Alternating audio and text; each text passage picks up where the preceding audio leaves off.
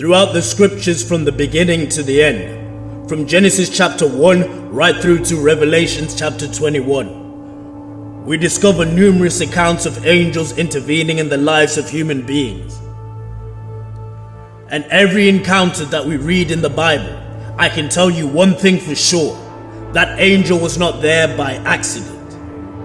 When we read Hebrews chapter 1 verse 14, it says this about angels: "Are they not all ministering spirits sent forth to minister to them who are the heirs of salvation?" And who are the heirs of salvation? Well, that, my friend, is you and me. We are the heirs of salvation. You see, first and foremost, we must understand that these angels are ministering spirits. They are here to help us to complete and to do God's will. Psalms 91 verse 9 to 12. If you say, "The Lord is my refuge," and you make the Most High your dwelling, no harm will overtake you, no disaster will come near thy dwelling. For he will command his angels to guard you in all your ways. They will lift you up in their hands, so that you will not strike your foot against the stone.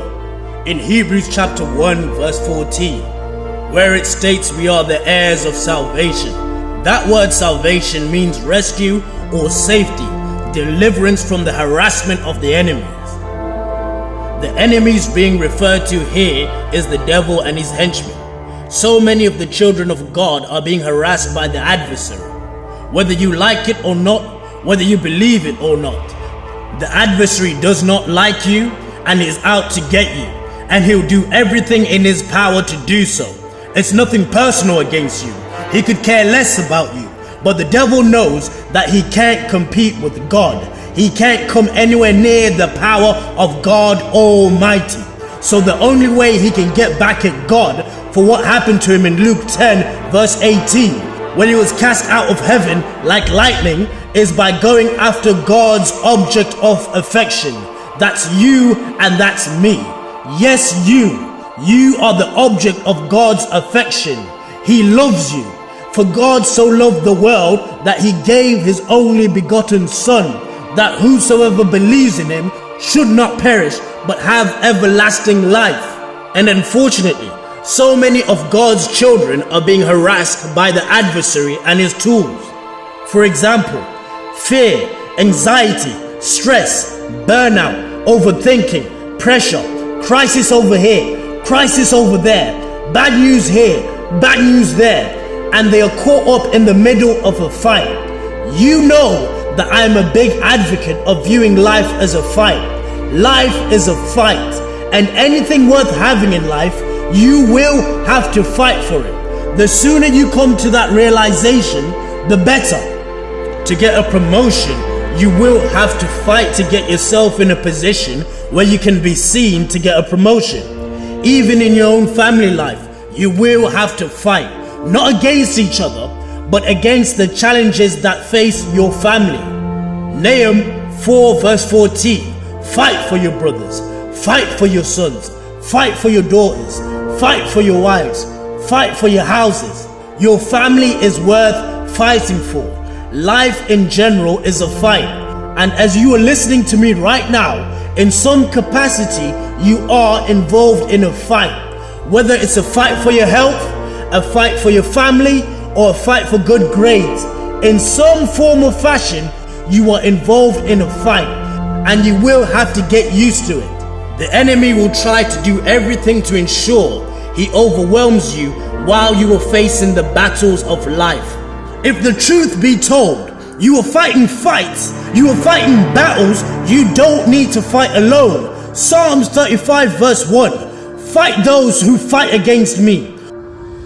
If you're fighting sickness, God will fight for you. If you're fighting adversity, God will fight for you. If you're fighting trouble, God will fight for you. And further on in that chapter, it says, let the angel of the Lord chase them. Here is the bottom line. You are fighting fights you don't need to fight alone. You have angelic angels that are under the command of God, ready to help you, but they are waiting on you. God has not left you alone in life. God has not abandoned you. He is ready not just ready but willing to send you help to help you in the fight, but he is waiting on you. If you and I will only learn how to pray, all of our problems are going to be solved. Solving of every problem, the meeting of every need, the fighting of every battle, the accomplishment of every purpose is all wrapped up in praying. When Peter was sent to prison in the book of Acts, it was not an accident when the angel sent by God appeared out of thin air in the midst of Peter's cell and broke his chains as easily as glass shattering on a concrete floor. No, it was no accident that angel told him, Peter, get up and follow me. And as they walked past guard after guard after guard, not one of them could stop them in their path. Peter was able to walk out the front gates of the prison without even the smallest bit of resistance. I don't think you are hearing me. Peter escaped out of prison from the front door. He just walked out. He didn't need to do a James Bond or a Mission Impossible. He didn't need to scale a 10-foot wall. No, why? Because Peter had been assigned an angel with such power that he was able to walk out of the front door. And make no mistake about it, the angel was not there to help him by accident. He was sent on assignment by God. It is no accident that the angel was there to set him free. What caused the angel to come? Acts 12 verse 5. Peter therefore was kept in prison, but prayer was made without ceasing of the church unto God for him.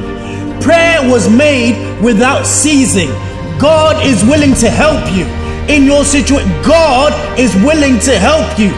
He's not just willing to help you, he is able to help you. He's not just able to help you, he wants to help you in your situation. Pray without ceasing. Ask and it shall be given to you. Seek and you shall find. Knock and the door shall be opened. Our problem is that we do not ask. God wants to help you. You are fighting fights you don't need to fight alone.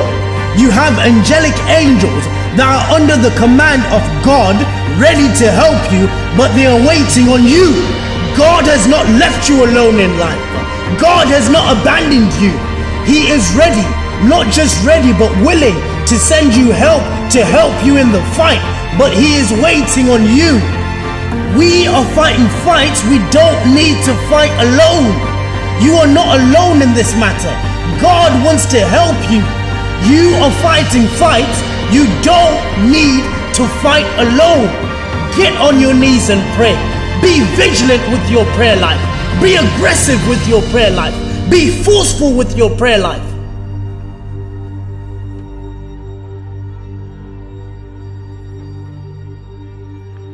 If you and I will only learn how to pray, all of our problems are going to be solved.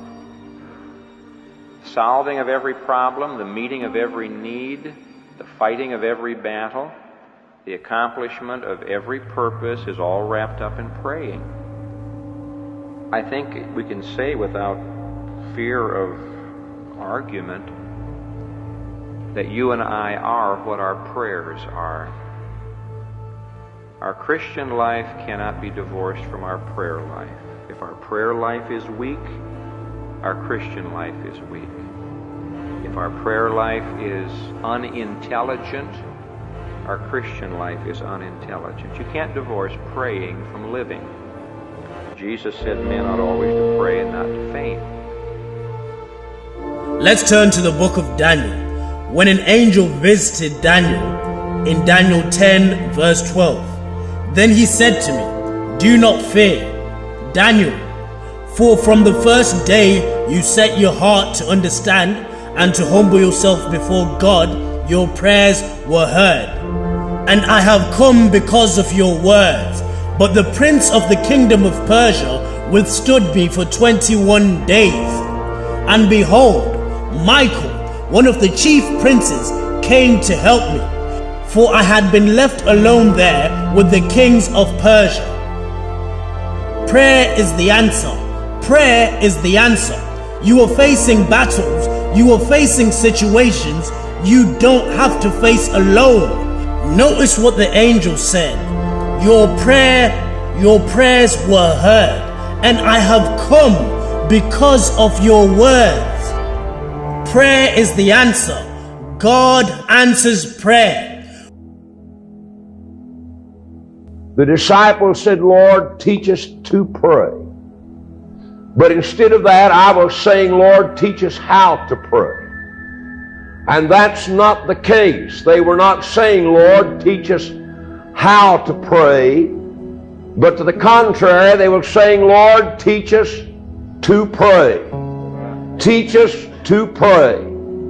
Now, I believe personally tonight, one of the great shortcomings in our church and in our home and in our country is the lack of prayer. Amen. Now, the Bible does not say that man ought always to sing.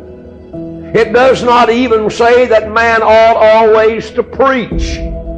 But it does say that man ought always to pray. In fact, it said, pray without ceasing. Now, to you that may fall into a certain category that we're in today, so many times we get the idea that prayer is a bunch of words with a lofty sound and a religious tone and a meaning. But did you not know that prayer is not necessarily a bunch of words? Now let me say to you, dear friend, today, you don't have to be down on your knees with your hands folded, and I have no scriptural instructions that I'm supposed to close my eyes. Amen, I pray a lot of times driving a car, and I'd be a fool to close my eyes. You don't have to be in church to pray. You don't have to be down on your knees to pray. You can be walking around praying and talking to God. But now the question comes again, Lord, teach us to pray. God, teach us to pray. Not how to pray. I know what God said when He said, if my people, which are called by my name, and here's our first problem when it comes to praying, will humble themselves. Now, boy, we've got a mountain right there to get rid of. Well, you said all I've got to do is get down on my knees. Now, I'm going to say this, and I'm not trying to be a smart aleck or cute. You must have slept on the side of your head and your brain without your ears. That doesn't necessarily mean when you get down on your knees that you're humble. Humility is not a position of the body, it's a condition of the heart. You can be down there on your knees, and with your hands folded, your eyes closed, and all of that, and still be proud and full of pride. Am I right? It ought to humble you just to realize who you're talking to. Amen. You're not talking to some little old puny president. You're not talking to some little old warty king. You're talking to the great I am, that reached out here one day and hung the world on nothing. You're talking to the one that created a little bird and set it on the limb and taught it how to sing. Amen. You're talking to the one. I'm saying to you tonight, get off of this junky so-called prayer and bury your face somewhere and have a little talk with Jesus.